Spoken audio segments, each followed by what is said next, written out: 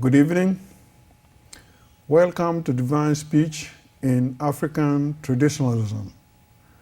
I am your host, Augustine Ayinibisah Ayala. To seek permission to speak, I rise before my father and my mother, the two individuals who taught me right from wrong.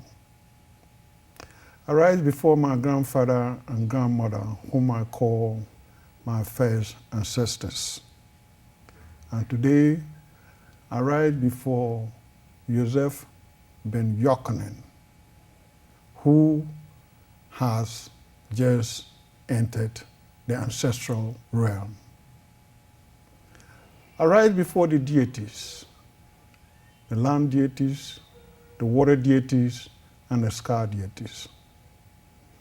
I rise before the goddesses, especially the goddess Mahat, to grant me balance so that my guests and I will educate rather than offend.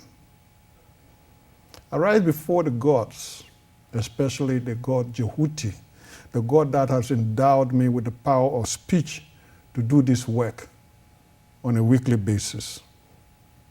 And finally, I rise before the Supreme Being, whom my tradition, Balkabko, calls Na-Wene, to grant a staying power, so that after this interview, our way of life would be understood. And with this prayer, I know I'm permitted to speak. Amen. My brother. Yes.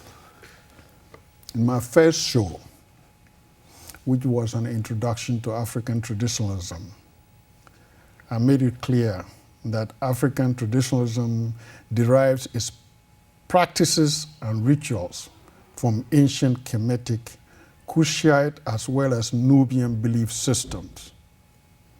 I could not be happier sitting across this table from you. The honor is mine.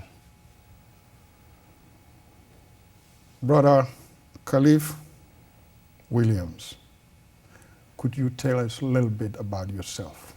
Sure. I'm an independent African historian. I'm a researcher.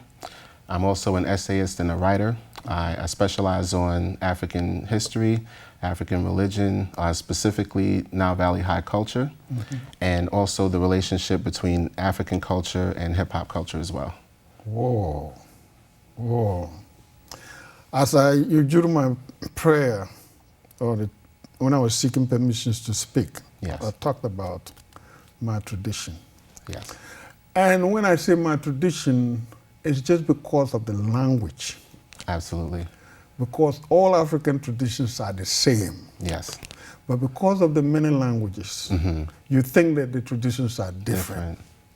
And it's also because of the locations, the environment. Those who are closer to the sea use things in the sea to do their worship.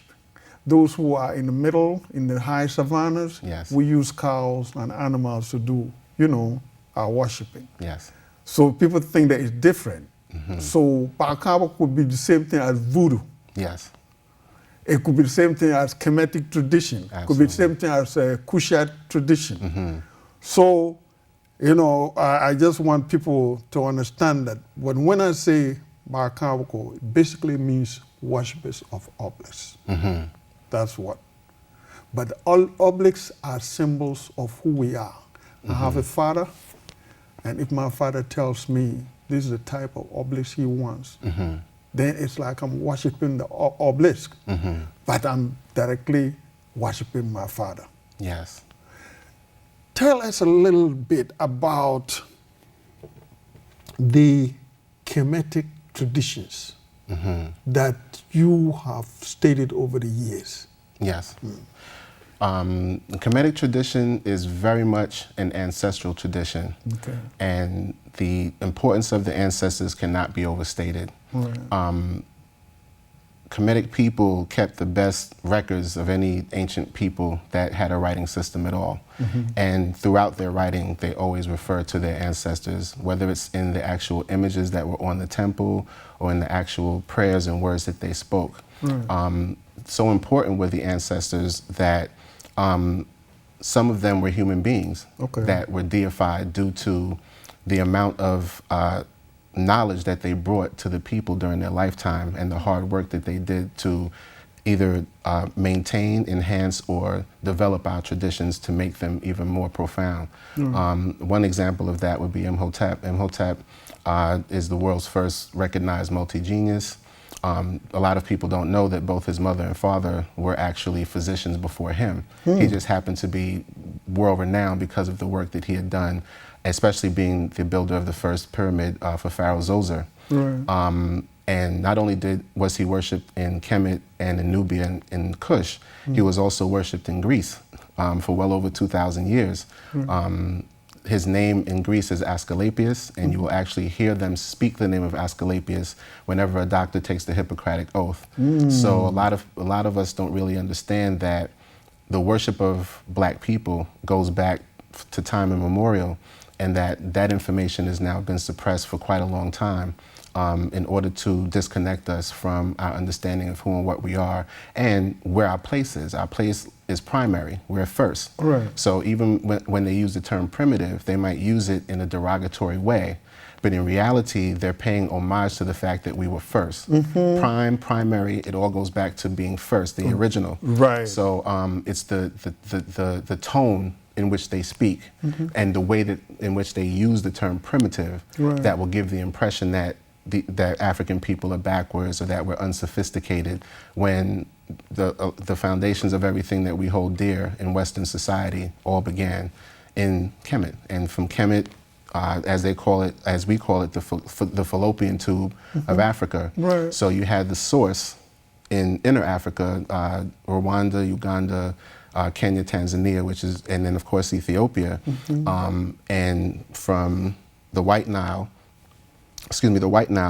which resides in Rwanda, where they call the Mountain of the Moon. There's two mountains of the moon, which is Ruwenzori in Rwanda, and then Kilimanjaro in Tanzania. And both of those places are where some of the oldest human remains were ever found. And from those places, black people traveled up the Nile, because if you study the history of any river civilization or river culture, people always start at the source of the river and work their way down to the end, never backwards, because you follow the flow of the river. That makes it easier to travel. And the Nile being the only river that flows from south to north on the planet, our ancestors started up north, as they would call, or the highlands. So the highlands would be actually up south. And they traveled down north to the delta. And from the delta, which actually looks like a fallopian tube if you compare it to the physical human female anatomy, I always say, and I said it in my essay, the pollen, which is the roots of culture, then spread from the Nile Valley to the rest of the known world, starting with Arabia and Greece, and then eventually to the rest of the known world. Most people in their lifetimes have known only one creation story. Yes. Maybe two. Yes. The only people who come to, sometimes people come to realization that that creation story doesn't fit their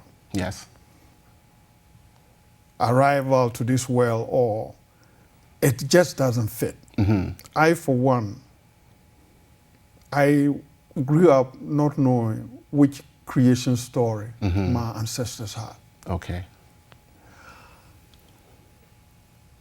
I also got to the point whereby I didn't think the Adam and Eve creation story is my creation story. Until I read a book, The African Intellectual Heritage, and I found my creation story.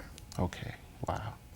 So I'm a direct descendant or relative of the Dogon people. Yes.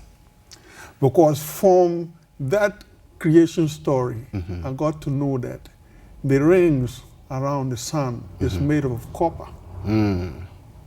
And when I was given a name, Yes. I was given the name Ayinibisah. That means God is looking over you. So they initiated me into the deity of the sun god, Wow. called Ra. And they gave me a bracelet to wear. Yes. And on that bracelet, you can see the rings around the sun. Yes. Wow. So that's how I got to know that this is my creation story. Yes. What is the ancient Kemetic creation story Well, that we need to let our people know?